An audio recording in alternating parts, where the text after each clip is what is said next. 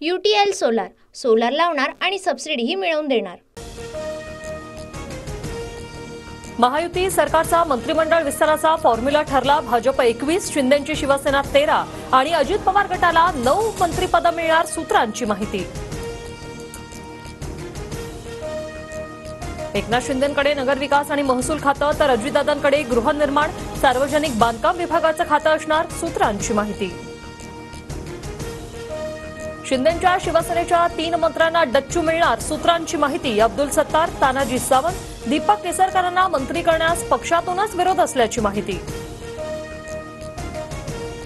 अखेर महायुती सरकारचा मंत्रिमंडळ विस्ताराचा मुहूर्त ठरला। 14 तारखेला मंत्रिमंडळ विस्तार होणार असल्याची अजित पवारांची माहिती। भाजपकडून कोण मंत्री होणार याची अद्यापही यादी फायनल नाही। फडणवीसांच्या दिल्ली दौऱ्यानंतरही भाजप हायकमांड पुन्हा मंत्रिपदावर चर्चा करण्याची शक्यता। एक देश एक निवडणूक विधेयकाला केंद्रीय कॅबिनेटमध्ये मंजुरी, पुढील आठवड्यात विधेयक सादर होण्याची शक्यता, सूत्रांची माहिती।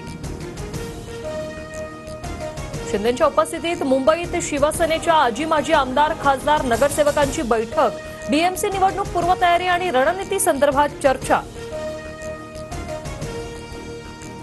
शरद पवारांच्या वाढदिवसानिमित्त दिल्लीतील निवासस्थानी अजित पवारांची भेट। सुनेत्रा पवारांसह भुजबळ आणि प्रफुल्ल पटेलांकडून शरद पवारांना वाढदिवसाच्या शुभेच्छा।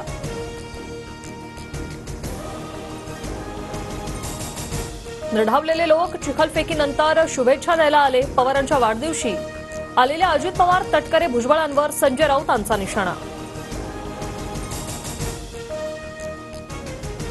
अजित पवार शरद पवारांना भेटायला गेले, यामागे कारण असू शकतं। शरद पवार आणि अजितदादा एकत्र येतील असं जाणकार सांगतात। शिंदे गटाच्या संजय शिरसाटांची प्रतिक्रिया।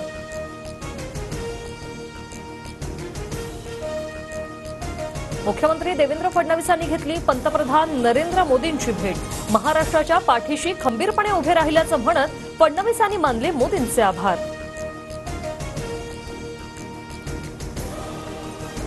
ईव्हीएम असेपर्यंत मी निवडणुकीला उभा राहणार नाही। ईव्हीएमच्या माध्यमातून मी कधीही मतदान करणार नाही। शरद पवार गटाचे आमदार उत्तम जानकर यांची ही मोठी घोषणा। ईव्हीएम बाबत महाविकास आघाडी सुप्रीम कोर्टात जाण्याआधी मुंबई हायकोर्टात जाणार। वकिलांकडून कायदेशीर सल्ला घेतला जाणार, सूत्रांची माहिती। परभणीत माथे फिरूने केलेल्या घटनेचा निषेधच, पण आरोपीला अटक केल्यानंतर हिंसा होणं योग्य नाही।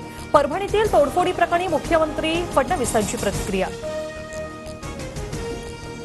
सरपंच संतोष देशमुख यांच्या हत्येच्या निषेधार्थ उद्या बीड जिल्हा बंदची हाक। सर्वपक्षीय नेते आणि सर्व समाजांच्या वतीने बंदचं आवाहन। लातूरच्या बुधोडा गावातील 25 शेतकऱ्यांना वक्फ ट्रिब्युनल न्यायाधिकरणाकडून नोटीस। 150 एकर जागेवर दावा तर शेतकरी वकिलांमार्फत नोटीसला उत्तर देणार। अमरावती भिवंडी छत्रपती संभाजीनगरात एनआयएची छापेमारी। पाकिस्तानमध्ये देशविरोधी संघटनांशी संपर्क असल्याचा संशय, 2 जण ताब्यात। मराठवाड्यात नांदेड पाठोपाठ धाराशिव जिल्ह्यात बोगस औषध साठा आढळला। नांदेडमध्ये 1,28,000 तर धाराशिवमध्ये 14,790 गोळ्या सील। रत्नागिरीतील जयगडमधील जिंदाल कंपनीत टाक्यांचं काम सुरू असताना वायुगळती। 35 ते 40 विद्यार्थ्यांना श्वसन आणि उलट्यांचा त्रास। जिल्हा शासकीय रुग्णालयात उपचार।